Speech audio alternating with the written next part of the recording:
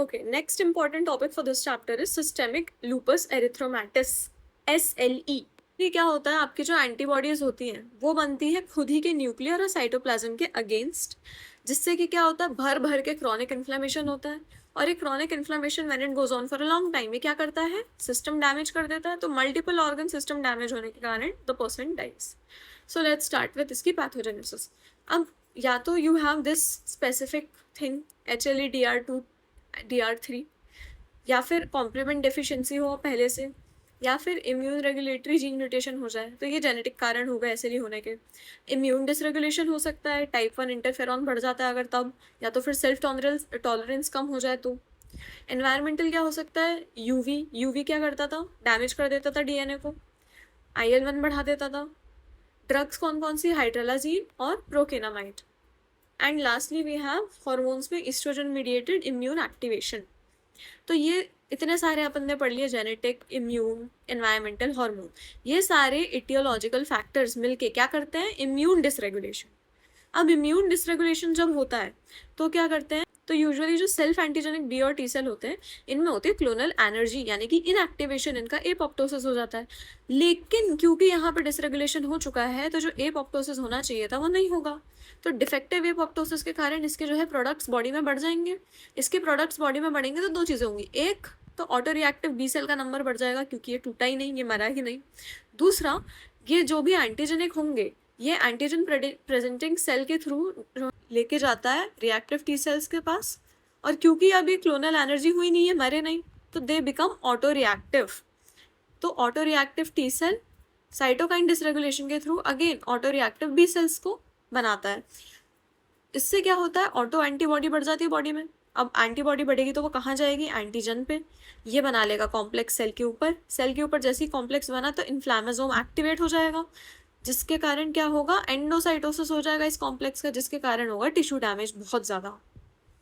ये था मोटा मोटा इसका पैथोजेनेसिस। अब मॉर्फोलॉजिकल चेंजेस क्या होता है, तो सबसे पहला तो वेसल्स में अक्यूट नेक्रोटाइजिंग वास्कुलाइटिस देखने को मिलता है। किडनी में ग्लोमेरुलर लीजन मिलते हैं, इसको हम बोलते हैं ल्यूपस नेफ्राइटिस। इसके होते हैं 6 क्लासेस। पहला होता है मिनिमम मिजेंजियल, यानी कि जो तुम्हारा ग्लोमेरुलर टफ्ट है, इधर पे जो मिजेंग्लिया होती है यहीं यहीं पर है वो सिर्फ। अब मिजेंजियल प्रोलिफरेटिव हो सकता है, फिर उसके बाद फोकल, फोकल के बाद डिफ्यूज में ये वाइल्ड लूप्स की तरह दिखता है। Then we have membranous and then we have advance sclerosing.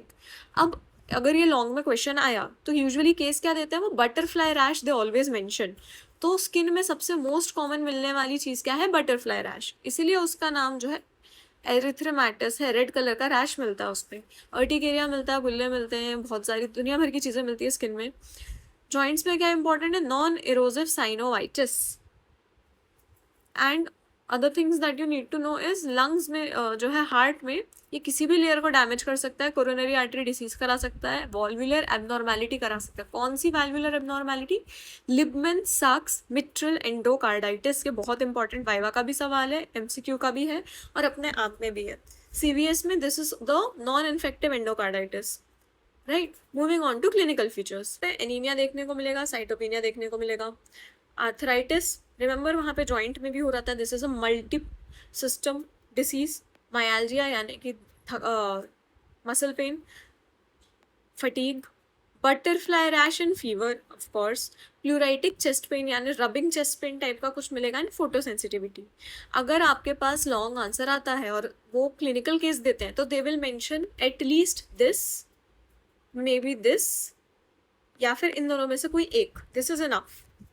अब इसका डायग्नोसिस कैसे करोगे, सबसे इंपॉर्टेंट चीज़ इस पूरे डिसीज में ये है कि इसमें 5 टाइप की एंटीबॉडी मिलती है, and all of these antibodies are auto antibodies. सबसे पहला तो है हमारा ANA, एंटी न्यूक्लियर एंटीबॉडी। ये सबसे सेंसिटिव होता है और इसका टाइटर कितना होना चाहिए, 1:80 से ज़्यादा, तब जाके डायग्नोसिस पॉजिटिव होगा। Then we have anti-SM antibodies यानी एंटी स्मिथ एंटीबॉडीज, फिर कॉम्प्लीमेंट लेवल बहुत कम हो जाता है। Then we have anti phospholipid antibodies APA and anti double standard DNA antibodies, और lastly we have anti histone antibodies. 5 antibody और एक ही लो कॉम्प्लीमेंट लेवल्स। अब इसमें जो स्मिथ है वो सबसे ज़्यादा स्पेसिफिक है और जो ANA है वो सबसे ज़्यादा सेंसिटिव है। इसको मैंने याद करने के लिए बनाया था, nuclear dentist Smith has people. You can have your own mnemonic. अब आ जाते हैं हम एली सेल्स पे। This is one of the important things here. Long question में दे कैन आस्क शॉर्ट वाला सेगमेंट यहाँ पे, नहीं तो this is a very short answer in itself. L E cell और लूपस एरिथमेटिस सेल, ये क्या होता है? ये जो मैक्रोफेज होते हैं, जब इनका डीएनए पेरिफेरी में फेंका दिया जाता है या पुश कर दिया जाता है, कब? जब ये क्या इनगल्फ करता है? एंटीबॉडी कोटेड न्यूक्लियर रेमिनेंट, इसको हम बोलते हैं एली सेल। तो मैक्रोफेज है, मैक्रोफेज का यूजुअली न्यूक्लियस बीच में होता है, लेकिन यहाँ पे क्या दिक्कत हो रही है? इसने बहुत सारा ये मटेरियल इनगल्फ कर लिया, तो ये मैक्रोफेज का ना किनारे पेरीफेरी में न्यूक्लियस चला गया, इसको एली सेल्स बोलते हैं। Moving on to Sjogren syndrome. Sjogren syndrome is not usually asked, अगर पूछा भी जाता है तो उसमें they ask these clinical features only, कि जेरोस्टोमिया मिलता है, केराटोकंजक्टिवाइटिस मिलता है, एंड जो है अदर्स में नेजल म्यूकोसा हो सकती है इन्वॉल्व, एपिस्टैक्सिस हो सकता है, न्यूमोनाइटिस हो सकता है, ब्रोंकाइटिस हो सकता है। अगर पूछते भी हैं तो दे ओनली आस्क दिस। कौन सी एंटीबॉडी मिलती है शोग्रेन में? It is anti SSA, anti SSB। ये कौन से प्रोटीन के अगेंस्ट बन रही है? ये है ribonucleoprotein. 90% of the patients will present with these two antibodies.